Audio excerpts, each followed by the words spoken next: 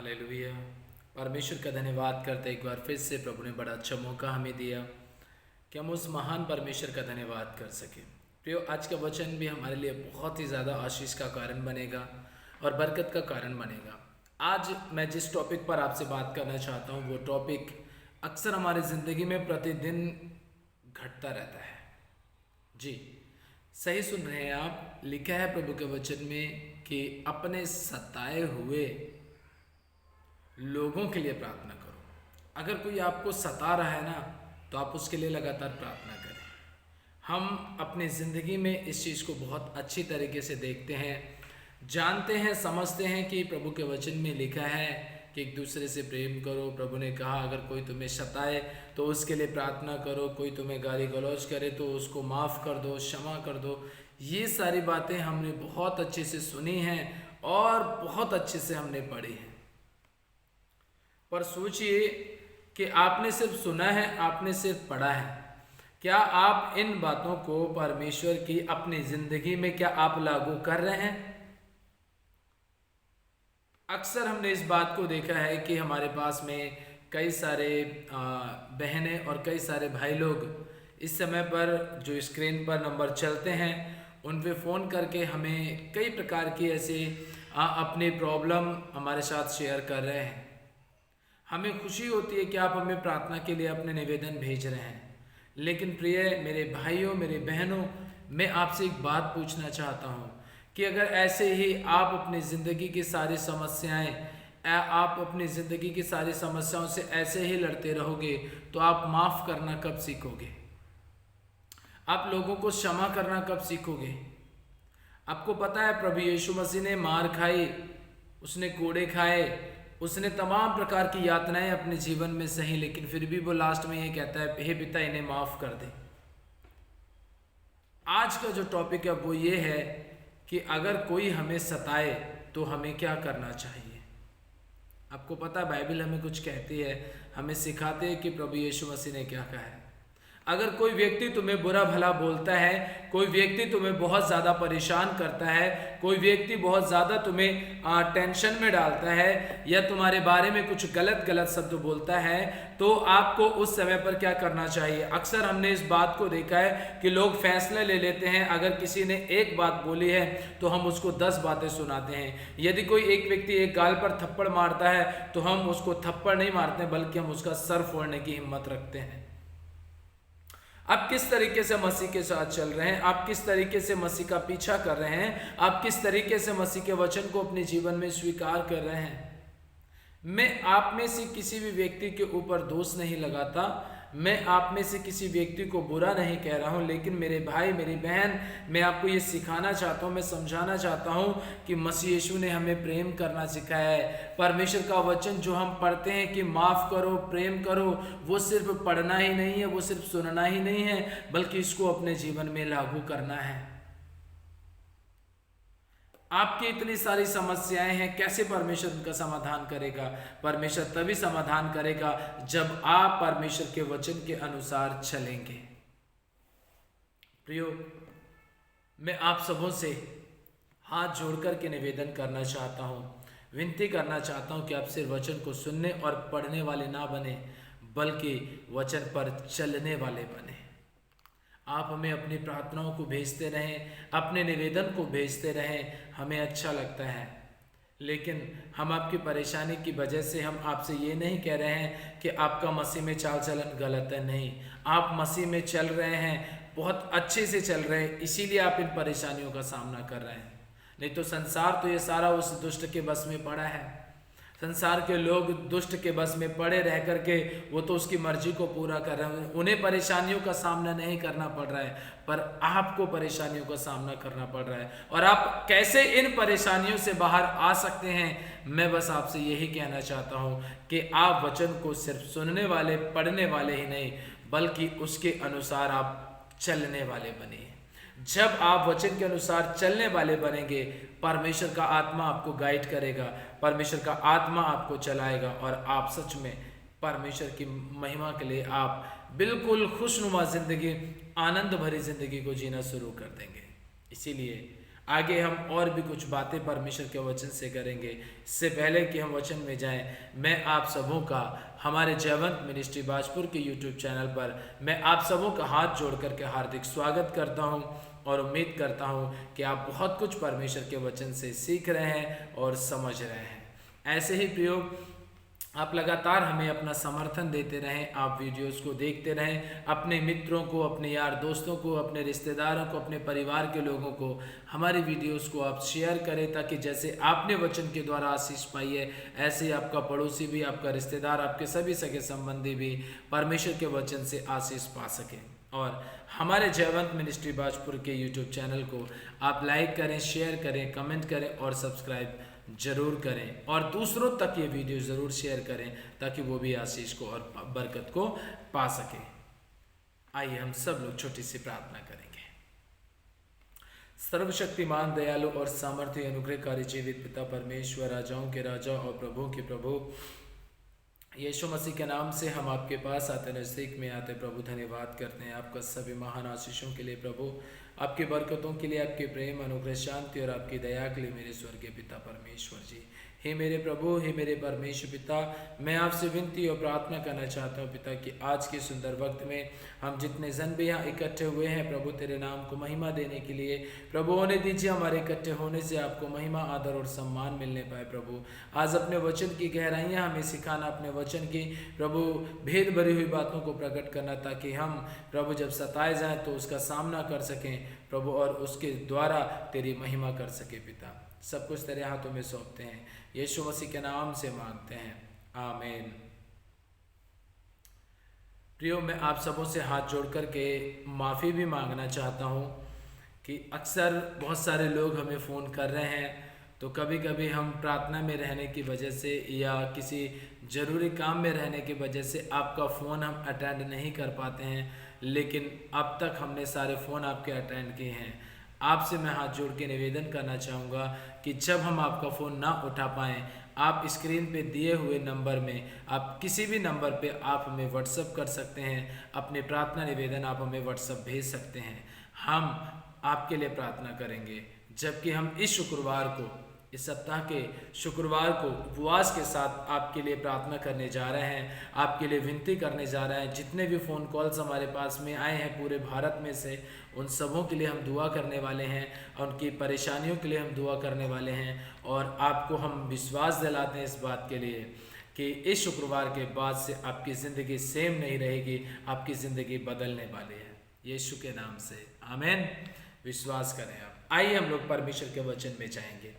प्रिय, परमेश्वर का वचन हमें इस बात को बताता है कि यदि कोई व्यक्ति, जब हम मसीह में चल रहे हैं, प्रभु में चल रहे हैं, प्रभु के नजदीकी में चल रहे हैं, उस महान परमेश्वर का धन्यवाद कर रहे हैं, बराबर लगातार उसकी मर्जी को पूरा कर रहे हैं, और ऐसे समय पर अगर कोई व्यक्ति हमें बुरा भला बोलता है, कोई व्यक्ति हमें सताता है, कोई व्यक्ति हमें गाली गलौज करता है, कोई व्यक्ति ये कह करके बड़ा धार्मिक बनता है, बड़ी धार्मिकता की खोज में लगा रहता है, बड़ा प्रभु प्रभु यीशु यीशु करता रहता है, और वो तमाम प्रकार के हमारे साथ में बुरा व्यवहार करे, तो ऐसे व्यक्तियों के लिए हमें क्या करना चाहिए? मैं आपको बताना चाहता हूं कि ऐसे व्यक्तियों के लिए आपको कुछ करने की जरूरत नहीं है।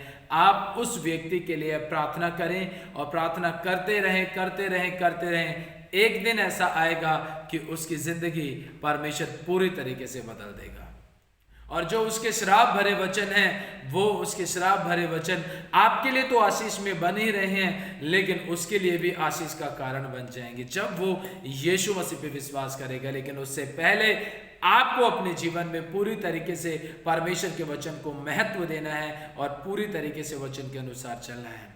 मत्ती रचित सुसमाचार उसका 5 अध्याय और उसका 10 वचन में लिखा है। मत्ती 5 अध्याय 10 वचन में लिखा है, धन्य है वे जो धार्मिकता के कारण सताए जाते हैं, क्योंकि स्वर्ग का राज्य उन्हीं का है। आपको पता है, यदि आप मसीह यीशु के लिए सताए जा रहे हैं, आप उसका सुसमाचार सुनाने की वजह से सताए जा रहे हैं, किसी गरीब असहाय की मदद करने की वजह से जो आपने निस्वार्थ की है, जिससे आपको कोई लाभ नहीं है, जिससे कोई आपको फायदा नहीं है, फिर भी आपने किसी व्यक्ति की मदद की है और आप फिर भी सताए जा रहे हैं, तो आप विश्वास कीजिए कि इस पृथ्वी के ऊपर तो आप सताए जा रहे हैं, लेकिन आपको पता है यहां पर सताना आपको स्वर्ग लेकर के चला जाएगा। आप यहां पर सताए जाएंगे, लेकिन परमेश्वर आपको स्वर्ग राज्य में लेकर के जाएगा। इसीलिए लिखा है कि जो धार्मिकता के कारण, जो मसीह यीशु के वचन के कारण, उसके प्रेम के कारण, उसकी नजदीकी के कारण, उसके साथ चलने की वजह से जब आप सताए जाएंगे, तो आप विश्वास करना कि स्वर्ग के राज्य में आपकी पहली एंट्री हो चुकी है। हालेलुया। इसीलिए प्रियो, आगे परमेश्वर का वचन कहता है कि धन्य हो तुम जब मनुष्य मेरे कारण तुम्हारी निंदा करें। क्या करें? तुम्हारी निंदा करें। जब वो तुम्हें गलत बोलना शुरू कर दें, जब वो तुम्हें सताएं, झूठ बोल बोलकर तुम्हारा विरोध में सब प्रकार की बुरी बात कहें, तब तुम आनंदित होना, मगन होना। हम मसीह यीशु के लिए सताए जा रहे हैं, मसीह यीशु के लिए झूठे बन रहे हैं, हम यीशु मसीह के लिए तमाम प्रकार की निंदा का कारण बन रहे हैं, हम यीशु मसीह के लिए सब प्रकार के विरोध को सह रहे हैं, हम सब प्रकार की बुराइयों को सह रहे हैं। तो इसका मतलब ये है कि हमारा सहना हमारी नम्रता, हमारी दीनता को दिखा रहा है, परमेश्वर से हम कितना प्रेम करते हैं वो दिखा रहा है, परमेश्वर के नजदीक में हम कितना चल रहे हैं वो दिखा रहा है। हम अगर यीशु मसीह के लिए सताए जा रहे हैं तो बहुत हमारे लिए गर्व की बात है कि हे परमेश्वर, तेरा धन्यवाद कि तूने हमें इस योग्य समझा कि हम तेरे लिए सताए गए हैं, तेरे लिए बुरे बने गए हैं, तेरे लिए विरोध को सह रहे हैं, तेरे लिए लोग हमें बुरी बुरी बातें बोल रहे हैं। कोई बात नहीं प्रभु, तेरा धन्यवाद, कम से कम हम इस योग्य तो ठहरे कि हम तेरे लिए इन सब प्रकार की यातनाओं को सहन कर सकें। हमारे लिए इन सभी सताओं को पाना, आप समझते हैं, स्वर्ग जाने के जैसा है। अगर कोई व्यक्ति प्रभु के साथ चल रहा है, उसका विरोध नहीं होता, लोग उसे बुरा भला नहीं कह रहे हैं, तो इसका मतलब ये नहीं है कि वो परमेश्वर के साथ नहीं चल रहा है। नहीं, वो परमेश्वर के साथ चल रहा है, लेकिन जब समय आएगा तो उसको भी विरोध का सामना करना पड़ेगा। इसीलिए प्रिय, परमेश्वर का वचन हमें इस बात को सिखाता है और समझाता है कि अगर हमें कोई सता रहा है तो हमें उसे मारना नहीं है, हम उसे तोड़ना नहीं है, हमें उसे पीटने की ज़रूरत नहीं है, हमें उसे बुरा भला कहने की ज़रूरत नहीं है, उसे गाली गलौज देने की ज़रूरत नहीं है। और ये बात अपने दिल में बैठा करके 1.5 साल, 2 साल, 4 साल, 5 साल तक रखने की ज़रूरत नहीं है, क्योंकि अक्सर लोग इस बात को देखते हैं। मैं आज हमारे मसीह समाज की बात बता रहा हूँ। कंडीशन ऐसी कंडीशन हो चुकी है हमारे मसीह समाज के लोगों की कि अगर उनको कोई भी व्यक्ति कुछ भी बोलता है, कोई उनसे तू मैं करता है, कोई लड़ाई झगड़े करता है, वो घर से अपने हथियारों को निकाल करके बाहर रखना शुरू कर देते हैं। वो उनके साथ मारपीट करना शुरू कर देते हैं, वो उनके साथ गाली गलौज करना शुरू कर देते हैं, वो उनके साथ तमाम प्रकार की बुरी बुरी बातें बोलना शुरू कर देते हैं। आप मुझे एक बात बताइए कि अगर हथियार चलाना होता तो फिर उस समय पर गतसमने के बाग में जब पतरस ने कान काटा था, तो यीशु मसीह ने क्यों कहा कि अब पतरस अपना चाकू, अपनी तलवार अपनी म्यान में रख ले? उस समय पर जिस समय पतरस ने कान काटा था, प्रभु कहता है कि अपना चाकू, अपनी तलवार अपने पास रख ले, इसका काम नहीं है, मैं यहां पर मारने के लिए नहीं परंतु मैं बचाने के लिए आया हूं। और आज हमारे मसीह समाज के अंदर बड़े बड़े हथियार पाए जाते हैं, बड़ी बड़ी तलवारें पाई जाती हैं, बड़े बड़े चाकू, औजार, बंदूकें, तमंचे, पिस्तल पाई जाती हैं। क्यों पाई जाती हैं? चाहे आपने अपनी सुरक्षा के लिए लाइसेंस वाली ही रखी हैं, लेकिन मैं आपसे पूछना चाहता हूं, क्या जरूरत है?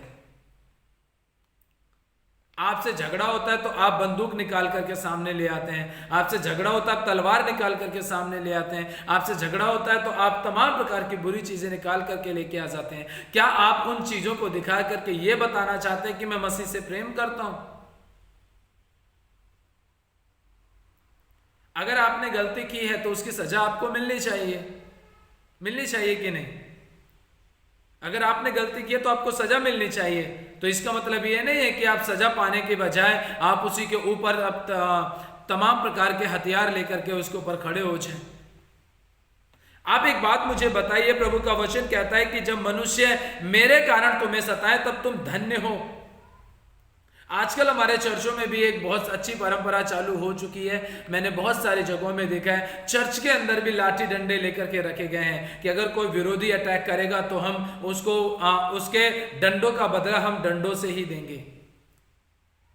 अरे डंडे रखने होते तो यीशु मसीह खुद स्वर्ग से कह देता, परमेश्वर से कह देता कि प्रभु स्वर्गदूतों को भेज दे, मेरी बस की बात नहीं है, मैं इस मारपीट को सहन नहीं कर सकता, मैं थप्पड़ों को सहन नहीं कर सकता, मैं कोड़ों को सहन नहीं कर सकता, मैं लाठी डंडों को सहन नहीं कर सकता, मैं लोगों की जेल को बर्दाश्त नहीं कर सकता, प्रभु मेरी बस की बात नहीं, पिता मेरी बस की बात नहीं, एक स्वर्गदूत को भेज दे। पूरी दुनिया के लोगों को सुधारने के लिए एक स्वर्गदूत काफी था, लेकिन उसने सब कुछ सहा। क्यों सहा? क्योंकि वो चाहता था कि मैं ऐसा करूंगा तभी मेरे बच्चे आने वाले टाइम में वो खुद सभी प्रकार के विरोध मेरे लिए सहन कर पाएंगे। आप कानूनी तौर पर अगर किसी विरोधी का सामना कर रहे हैं वो एक अलग मैटर है, लेकिन अगर आप परमेश्वर में रहकर के अगर आपके चर्च में, आपके घर में, आपके परिवार में, आपकी किसी भी चीज में अगर कोई विरोधी आकर के अटैक करता है तो क्या आप उसके ऊपर लाठी डंडे बरसाएंगे? जैसा उसने हमारे साथ किया, क्या हम भी वैसा ही उसके साथ करेंगे?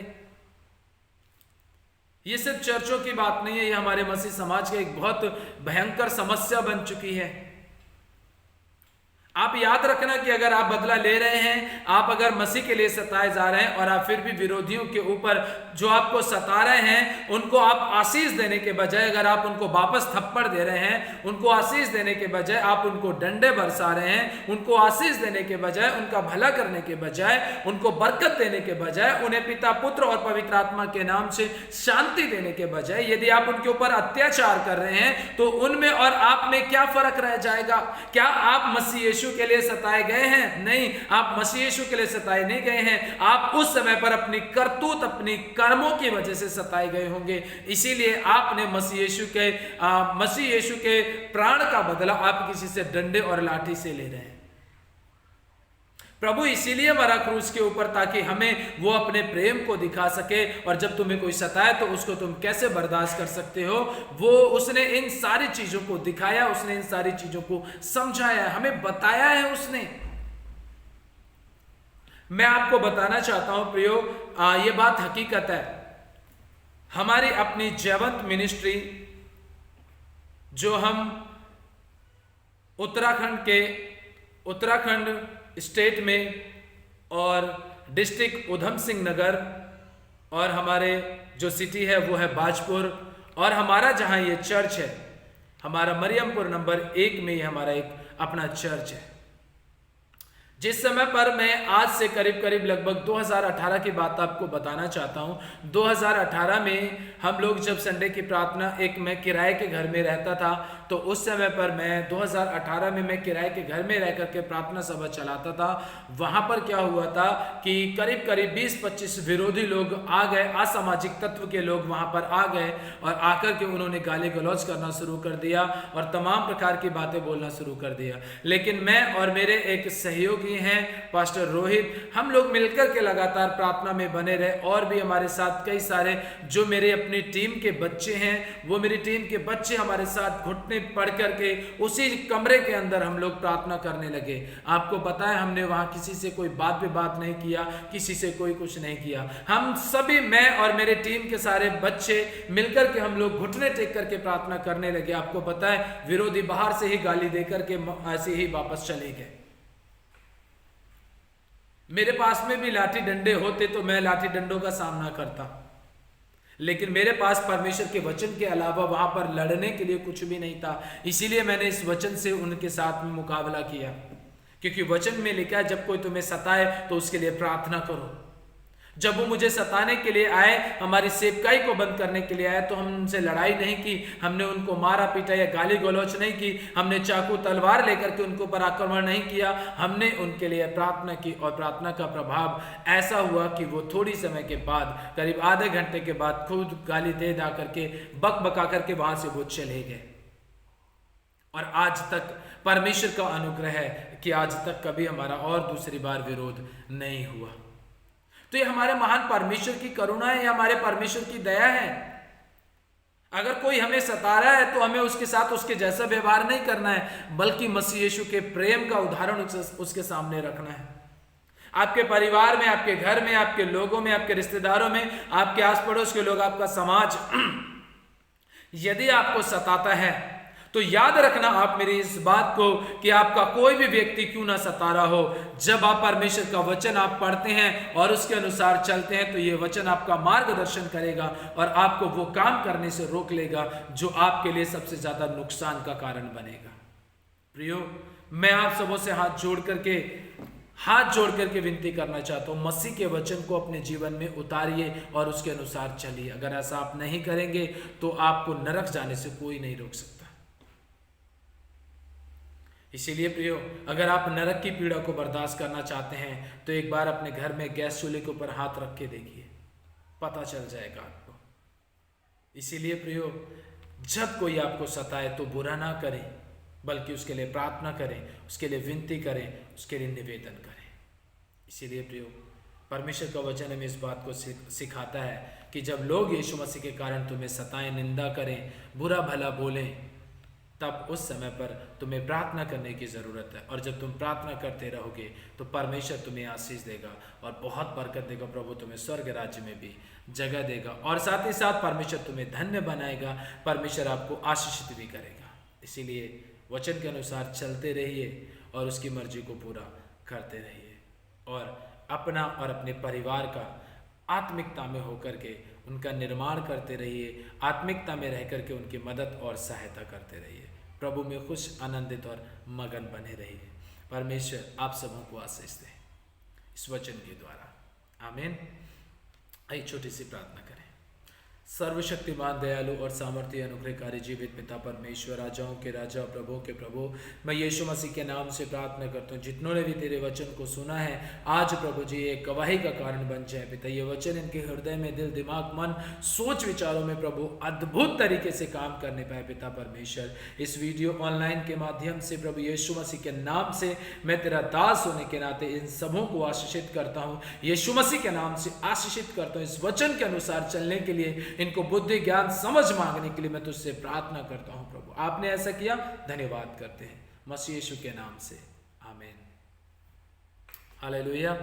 प्रियो, आप सबों का बहुत बहुत धन्यवाद कि आपने परमेश्वर के वचन को सुना और आप लगातार सुनते रहे हैं और आप आशीषों को पा रहे हैं। प्रियो, हमारी जयवंत मिनिस्ट्री के लिए आप लगातार प्रार्थना करते रहें, अपनी प्रार्थनाओं में हमें याद रखें, अपने प्रार्थना निवेदन हमें भी भेजते रहें और हम आपके लिए प्रार्थना करते रहेंगे। सबसे पहले यदि हम आपका फ़ोन किसी कारणवश नहीं उठा पाते हैं उसके लिए हम माफ़ी चाहते हैं, लेकिन आप अपने प्रार्थना निवेदन हम फ़ोन नहीं भी उठा पा रहे हैं तो आप अपने प्रार्थना निवेदन हमें व्हाट्सएप के माध्यम से भेज सकते हैं। हम पूरे बोझ के साथ आपके लिए प्रार्थना करेंगे और इस शुक्रवार में आप तैयार हो जाएं, उपवास रखें, अपनी सारी समस्याओं को लेकर के आप प्रार्थना निवेदन भेजें। इस शुक्रवार में हम आपके लिए प्रार्थना करेंगे और विश्वास कीजिए परमेश्वर आपके जीवन के सारे बंधन तोड़ के आपको आशीषों बरकत देगा।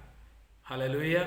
इसी प्रकार से यदि आप हमारे जयवंत मिनिस्ट्री को और भी आगे बढ़ाने के लिए यदि कुछ योगदान करना चाहते हैं, कुछ मदद, कुछ सहायता करना चाहते हैं तो हमारे डिस्क्रिप्शन बॉक्स में आपको हमारा गूगल पे और फ़ोन पे नंबर आपको मिल जाएगा।